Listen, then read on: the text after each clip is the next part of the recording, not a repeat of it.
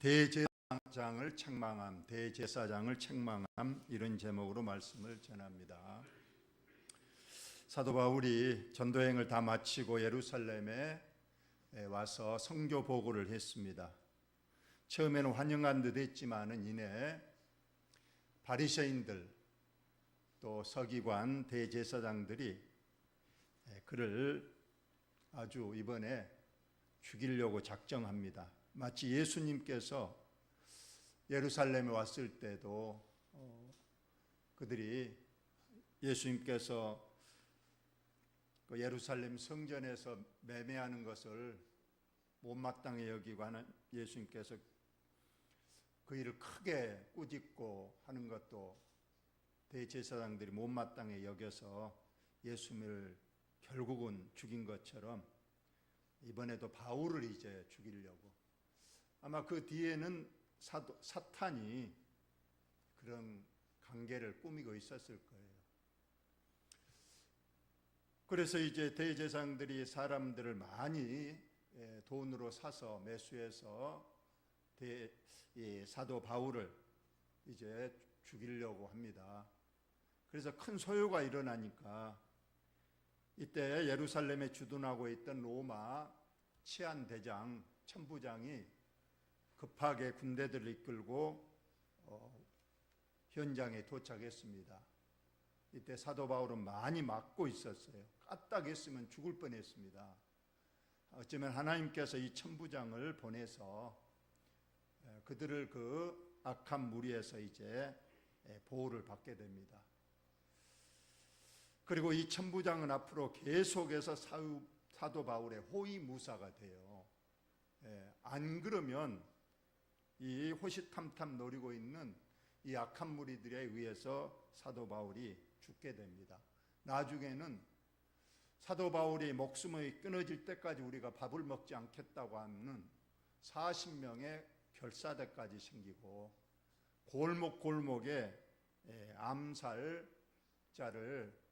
매복해놓고 기다리고 있는 그런 상황입니다. 이런 상황에서 하나님께서 이 천부장을 마치 천사처럼 보내서 호위를 하게 되는 거예요. 그리고 궁극적으로 사도 바울은 로마까지 가게 되는데 천부장이 나중에 그 로마로 가는 배 타기 직전 가이사랴까지 호송을 합니다. 그리고 그 가이사랴에는 총독 관저가 있습니다. 그래서 거기에 총독도 만납니다. 어쩌면 사도 바울이 그냥 개인적으로 로마까지 가면 어쩌면 편할 수도 있지 않겠느냐. 지금 상황은 그렇지 않아요. 아까 말대로 금식 결사대 또 암살자들이 매복하고 있고 언제든지 죽일 수 있는 상황에서 이렇게 하나님께서 천부장과 군대들로 호위해 주니까 돈도 안 들고 또 가이사랴에서 가니까 총독을 만납니다. 베리스 총독도 만나고 아그리빠 왕도 만나고, 평민신부로 갔다면 만나지 못했을 거 아니에요. 그런 자리까지 가서 복음을 전하고 아그리빠 왕에게도 전도하고 그러면서 또 배를 타니까 거기서부터는 이제 백부장이 또 이 사도 바울을 호위하는 거예요. 그래서 결국은 사도 바울이 가장 안전하게 로마까지 갈 수 있는 길, 그것은 바로 이 제수의 몸이지만은 군대의 호위를 받으면서 갈 수 있도록 한 하나님의 큰 섭리였고 도우심이었다, 그렇게 우리가 볼 수가 있겠습니다. 지금 소요가 일어났을 때 천부장이 현장에 도착했더니 막고 있어서 이게 어떤 일인가 진상을 이제 파악하기 위해서 이제 그를 먼저 종교 재판으로 넘기는 거예요. 이 공회라고 있죠, 공회.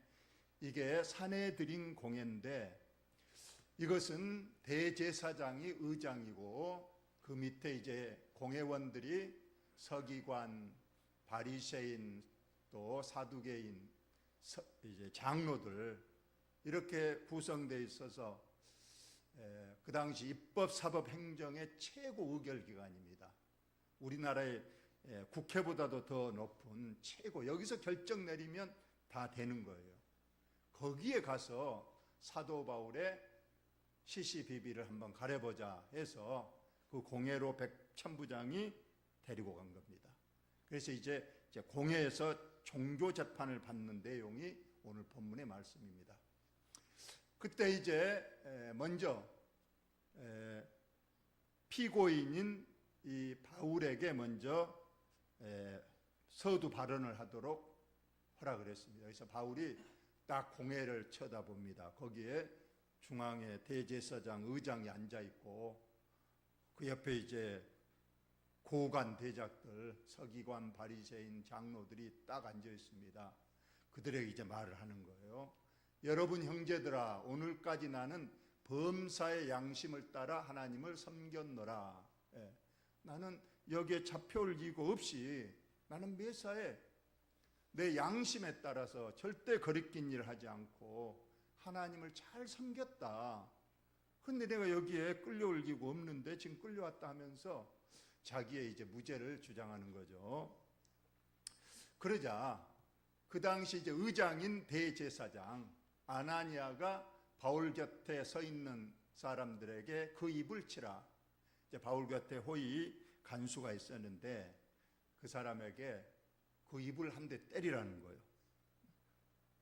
여기서 입이라고 그랬는데 아마 틀림없이 주둥이라고 그랬을 거예요. 주둥이를 한 대 쳐라. 왜 그랬을까요? 이유가 두 가지일 거예요. 첫째는 이미 지금 대제사장들은 지금 사도 바울을 죽이려고 하는 편이잖아요. 이미 유죄로 딱 마음을 결정하고 있습니다. 그런데 지금 자기가 아무런 죄가 없다, 떳떳하다 그렇게 말한 거고, 두 번째로 감히 여기가 어디 자리인데 여기 보니까 호칭하기를 형제들아 그런 거예요. 형제들아. 이 형제들아는 이제 시장에서나 길거리에서나 하는 그런 호칭인데 지금 최고 높은 사람들이 있는 자리에서 자기와 동급으로 형제들아 그러니까 화가 났다는 거예요. 최소한 의장님 모든 이 좀 고관 이렇게 호칭을 높이 올려야 되는데 형제들아 그러니까 이게 화가 난 의장인 대제사장 아나니아가 입을 한 대 쳐라. 지금 그렇게 한 겁니다. 한 대 제대로 얻어맞았어요. 그러자 바울이 발끈해서 말하는 거예요. 회칠한 담이여, 하나님이 너를 치시리로다. 내가 나를 율법대로 심판한다고 앉아서 율법을 어기고 나를 치라 하느냐 하니, 분명히 그 하나님의 율법에는 사람을 재판할 때는 유죄가 확정되기 전까지는 절대로 때리거나 고문하거나 억압하지 않고 조목조목 하나씩 따지고 증인들 불러서 증언해서 죄를 확정해야 되는데 벌써 뺨을 세게 한 대 맞았으니 당신들 법을 법대로 하거든요. 지금도 그럴 거예요. 만약 경찰서에서 한 대 맞았다 그러면 법정에서 가서 나 고문받아서 거짓으로 자백했다 뭐 이런 식으로 하니까 지금 못 하잖아요. 회칠한 담이라는 것은 예수님도 자주 했던 말이잖아요. 바로 이중인격자들, 속하고 겉이 완전히 다르다. 그래서 이렇게 항변을 합니다. 그래서 사도 바울도 발끈했죠. 자, 곁에 선 사람들이 말합니다. 하나님의 대제사장을 내가 욕하느냐? 그러자 바울이 깜짝 놀랐다는 거예요. 바울이 이르되 형제들은 나는 그가 대제사장인 줄 알지 못하였노라. 기록되었을 때, 기록된다는 건 하나님의 율법에 말하기를 너의 백성의 관리를 비방하지 말라 했느니라. 관리, 공무원, 지금 공회의원들 그런 사람을 함부로 비방하지 말라고 했는데 내가 모르고 해칠한 담이라 한 것은 내가 잘못했다. 또 이제 한 수 이제 조금 자기가 양보를 하고 잘못을 인정합니다. 죄를 지었단 말이 아니고 아까 대제사장에게 회칠한 담이다, 이중인격자라고 말한 거에 대해서 내가 그 사람 대제사장인 줄 모르고 그랬다 이렇게 합니다. 그런데 그 바울이 그중 일부는 사두개인이고 다른 일부는 바리새인 줄 알았다. 아까 말한 대로 공회 사내들은 공회 그 회원들 중에는 의장은 대제사장이고 이제 그 밑에 공회원들이 사두개인과 바리새인들이 많았겠죠. 줄 알고 공회에서 이제 말합니다. 여러분 형제들아, 나는 바리새인이요 또 바리새인의 아들이라. 죽은 자의 소망 곧 부활로 말미암아 내가 소망을 받노라 했습니다. 여기서 사도 바울이 말하는 것은 나도 바리새인 파다. 그러죠. 사도 바울은 나는 바리새인 중에 바리새인이라고. 율법으로 어릴 때부터 철저히 공부가 되고 훈련된 나는 바리새인이다. 그런데 내가 왜 신문을 받게 되느냐? 내가 부활을 증거했다는 겁니다. 부활을. 예수님이 죽었다가 3일 만에 부활하셨다. 그분이 나를 만나 주셨고 그분이 나에게 복음을 세계 각지로 전하라고 그래서 내가 세계 각국에 다니면서 예수님의 부활을 전했다. 그것 때문에 내가 지금 여기에 끌려온 것 같다. 지금 그렇게 말합니다. 그 말을 한즉 바리새인과 사두개인 사이에 다툼이 생겼다는 거예요. 뭘로 다툼이 생겼느냐? 이 부활의 문제. 이것을 사두개인은 부활을 믿지 않습니다. 천사도 믿지 않습니다. 영도 믿지 않아요. 철저한 현실주의자라는 거예요. 우리 사람은 육체로만 돼 있고 절대 천사도 없고 천국도 없고 그렇게 믿는 사람들이 사두개인입니다. 이 사두개인들이 예수님도 와서 시험했잖아요. 와서 한 여자가 있었는데 7 남편을 만나 살았다가 죽으면 천국 가면 누구의 아내가 되겠느냐 하면서 예수님을 시험했던 사람들이 이 사두개인 사람인 거예요. 그런데 바리새인은 반대로 부활도 믿고 천사도 믿고 영도 믿고 천국도 있다고 믿는 사람들이에요. 그러자 이 두 사람 사이에 지금 벌써 이제 분쟁과 다툼이 생긴 겁니다. 서로 무슨 부활이 있냐? 부활 없다, 있다, 없다 하면서 이렇게 다툼이 일어나는 겁니다. 크게 떴을 때 바리새인 편에서 몇 서기관이 일어나 다투어 이르되 우리가 이 사람을 보니 악한 것이 없도다. 왜냐하면 사도 바울은 다 믿거든요. 부활도 믿고 천사도 믿고 영도 믿고 천국도 믿는다. 그러니까 바리새인들은 옳은 말 한다고 지금 하면서 사도 바울은 죄가 없다. 혹 영이나 천사가 그에 말하였으면 어찌하겠느냐. 지금 말하는 것이 하나님이 보내신 천사가 그에게 그렇게 말해서 지금 그렇게 전했다면 그것은 옳은 일이 아니냐 이렇게 하면서 이 서기관 편에서는 사도 바울이 죄가 없다고 합니다. 그러나 바리새인 측에 그리고 대제사장들은 지금 그게 아니죠. 어떻게든 이번 기회에 죄를 뒤집어 씌워서 죽여야 되는데 그래서 서로 다툼이 일어나는 거예요. 서로 그냥 크게 분쟁이 일어났다는 겁니다.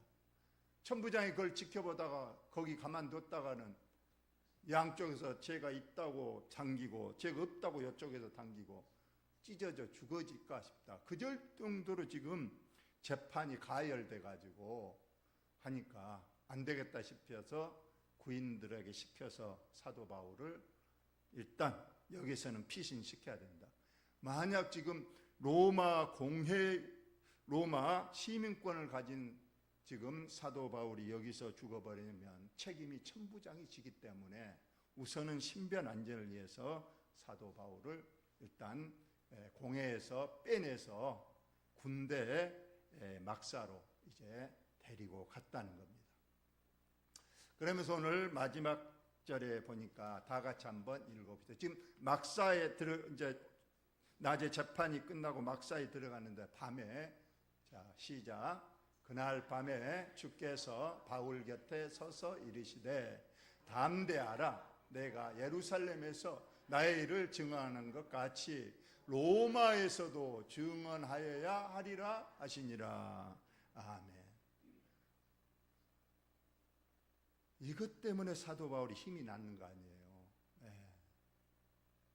하나님 예수님께서 직접 나타나셔서 바울 곁에 서서 너 기죽지 마.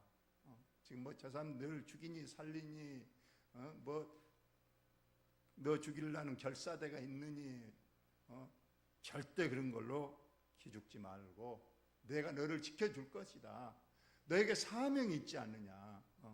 예루살렘에서 이렇게 죽음 앞에서 너가 담대하게 나에 대해서 증언을 한 것 같이 너는 반드시 로마에 가서도 그렇게 복음을 증거하게 될 것이다.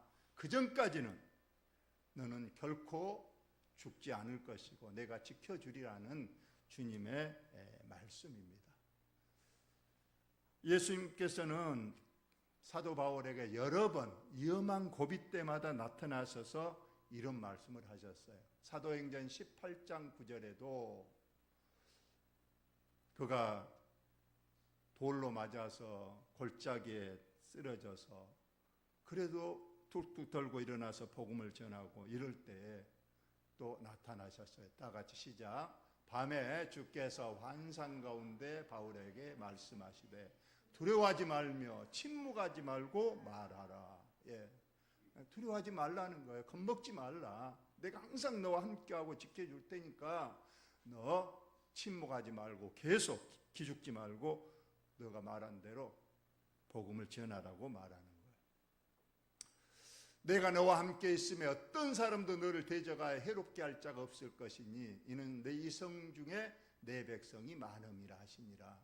아직 너가 복음을 전해서 복음을 듣고 구원받을 백성, 내 백성, 택한 백성이 있기 때문에 여기서 도망하려고 하지 말고 끝까지 나를 믿고 계속 복음을 전하라. 이렇게 말씀을 하십니다. 내가 너희를 권하노니 이제는 안심하라. 이 말은 이제 나중에 사도 바울이 로마 가는 배를 타고 가다가 유라굴라라는 큰 태풍을 만나잖아요. 거기 276명이나 탈고 있었는데 그 배가 이제 유라굴라 큰 폭풍에 의해서 거의 보름 동안 이제 태풍이 무섭게 몰아쳐서 배 안에 있는 모든 것 다 내버렸습니다. 그리고 더 이상 이제 살 소망이 없다고 할 때에 사도 바울이 그들 위에 서서 말했습니다. 내가 너희를 권하노니 이제는 안심하라. 너희 중 아무도 생명에는 아무런 손상이 없겠고 오직 이 배만 깨지고 없어지고 재산적 손상만 있을 것이지 여기에 있는 한 사람도 이번 태풍에 죽지 않을 것이다. 왜 그랬느냐? 내가 속한 바 곧 내가 섬기는 하나님의 사자가 어젯밤에 내 곁에 서서 분명히 말해줬다는 겁니다.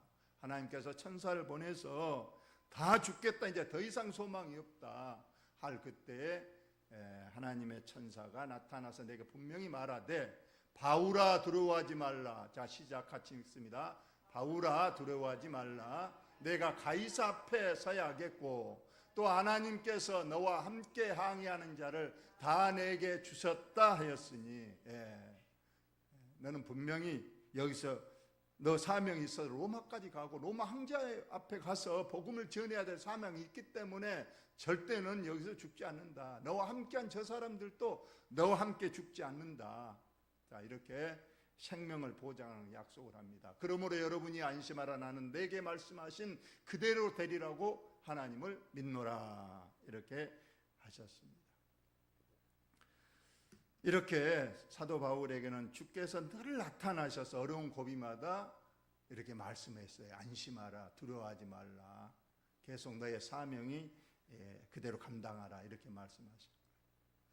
저와 여러분에게도 우리가 기도하면 하나님께서 참 이렇게 음성으로 말해주면 얼마나 좋을까요?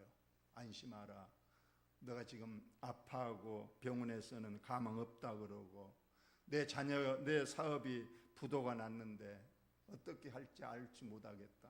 뭐 여러 가지 있을 때 하나님 내가 금식 기도하고 내 하나님 기도하니 하나님 꼭 음성으로 내게 응답을 해주시면 안 될까요? 음성으로 확실하게 내가 어떻게 해야 될지 알려주시면 좋겠습니다. 그런 기도를 많이 합니다. 특히 주의 종들은 그럴 가장 중요한 기도가 신학교 가서 하나님, 제가 분명 하나님께서 주의 종으로 부르셨습니까? 물론 내 마음에는 확신이 있지만 우리가 기도할 때에, 금식하고 기도할 때에 하나님 확실하게 말해주시면 내가 생명 걸고 내가 주의 종으로 일생을 마치겠습니다. 그러니까 내게 확실한 주의 음성으로 좀 알려주십시오 하고 기도를 많이 하거든요. 그리고 어떤 주의 목사님들 중에는 많이 그렇게 하더라고요. 목사님, 하나님께서 기도 중에 직접 내 귀에 들려주셨다. 그래서 뭐 나는 계시를 받았다, 음성을 확실히 들었다. 제가 섬에 있을 때 그 주일 학생들이 간혹 저한테 그러더라고. 목사님은 하나님 봤어요?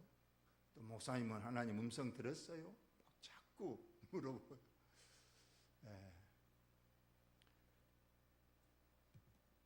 과연 하나님께서 지금 이 시대에도 꼭 그렇게 음성으로 들려주시는가?